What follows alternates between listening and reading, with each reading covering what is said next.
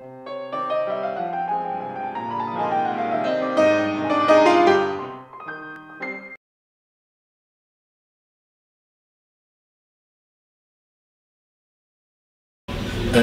j'ai marqué qu'il y avait des accords complémentaires. Je vais vous montrer quelque chose là. Il y a des accords complémentaires et des accords d'opposition. Oui. J'ai adoré ça quand j'ai écrit ça.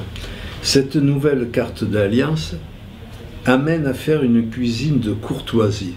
Entre parenthèses, je mets amour courtois, c'est-à-dire au Moyen-Âge, tout ça. Alors, il y a eu des livres qui ont... Raymond Brunet, dans les années 30, a fait un bouquin sur le mariage des plats et des vins. Et lui, il parle des vins qui s'harmonisent avec 4500 préparations culinaires. Mais c'est toujours de l'à peu près. Alors que moi, je demande, j'en fais moins, et je veux que ça soit précis, vous voyez. Construire un plat pour un vin est une cuisine de courtoisie. J'ai l'impression que vous aimez beaucoup les mots, les lettres. Ouais, oui. Si j'ai bien compris, vous avez choisi comment est-ce qu'on dit, un devis ou un mot qui est votre symbole, égalité. Non, liberté. Liberté. Qu'est-ce que ça signifie pour vous dans le cadre de la cuisine? Liberté pour chercher.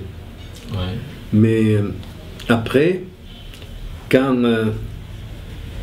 on a trouvé par exemple un accord, il faut s'y tenir, sauf la limite dans le temps. Ouais. Donc c'est la liberté de chercher et de tout remettre en question. Ouais. Je ne dis pas qu'il faut le faire, mais on peut essayer. Ouais. On peut essayer. Et par exemple, le fromage et le vin est un exemple.